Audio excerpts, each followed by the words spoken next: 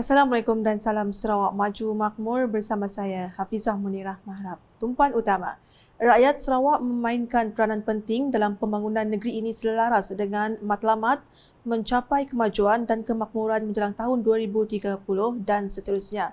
Tuan Yang Terutama TYT yang di-Pertuan Negeri Sarawak Tun Pehin Sri Abdul Taib Mahmud berharap agar Sarawak akan mencapai ekonomi berpendapatan tinggi menjelang tahun 2030 menerusi strategi pembangunan pasca COVID-19 PCDS 2030.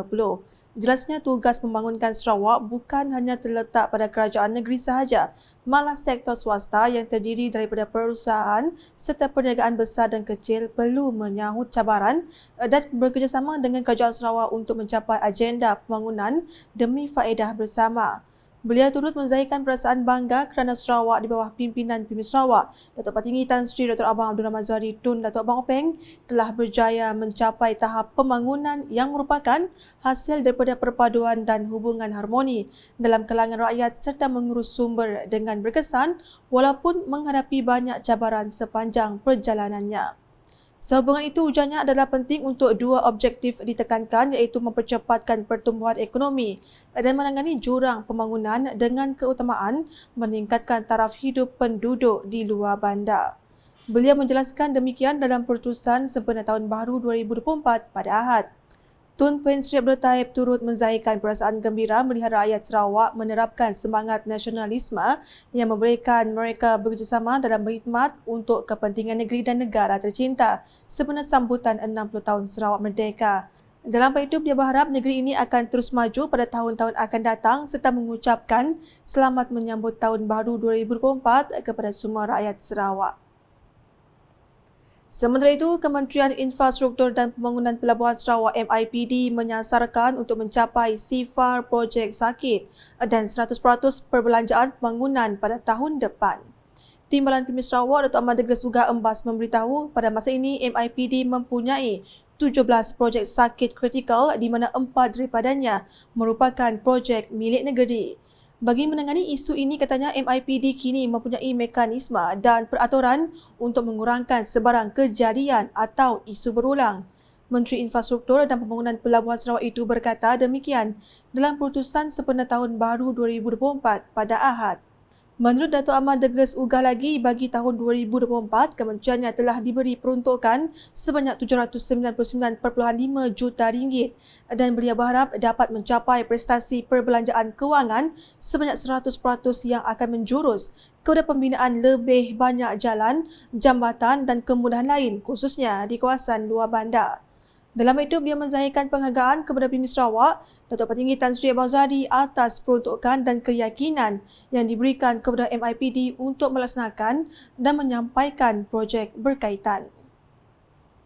Laporan seterusnya, setiap ahli Parti Pusaka Bumi Putera Bersatu PBB memainkan peranan penting bagi memastikan sokongan kukuh yang berterusan terhadap Kerajaan Gabungan Parti Sarawak GPS.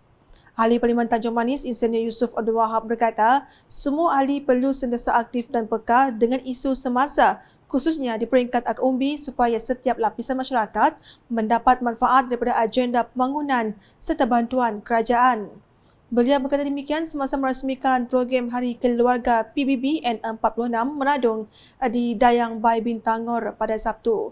Beliau yang juga Ketua Cawangan PBB Meradung menggesa semua ahli sama ada dari sayap belia 1828, pemuda, wanita maupun bapa supaya terus bekerjasama agar semua perancangan yang dilakukan untuk rakyat dapat dilaksanakan.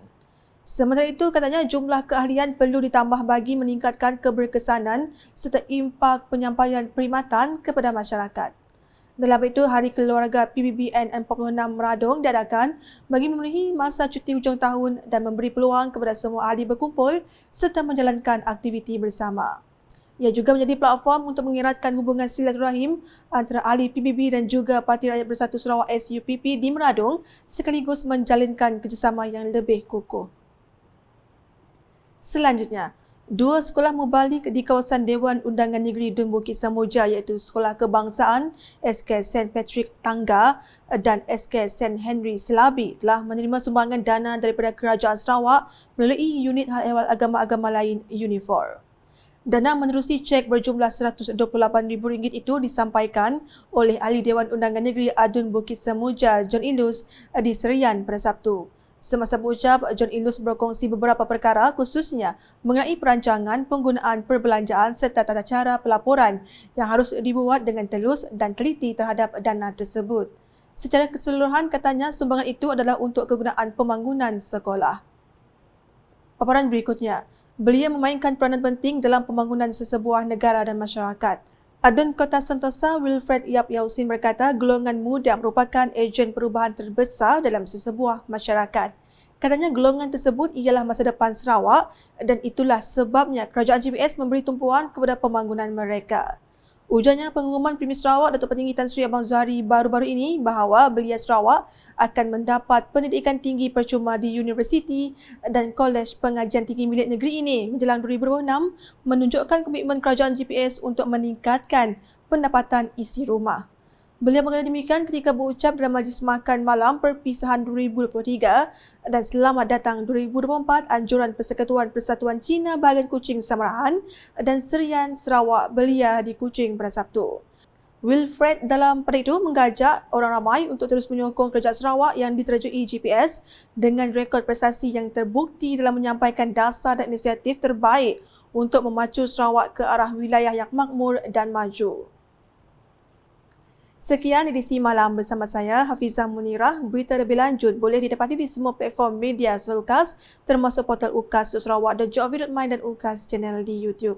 Sebelum mengakhiri buletin edisi malam ini, kami ingin mengingatkan orang awam agar sentiasa berwaspada dan mengamalkan kawalan kesihatan kendiri, terutamanya di kawasan sesak dan sempit bagi mengelakkan jangkitan wabak COVID-19. Mewakili warga kerja UKAS ingin mengucapkan selamat tahun baru 2024. #Saluran Informasi Rakyat. Salam UKAS.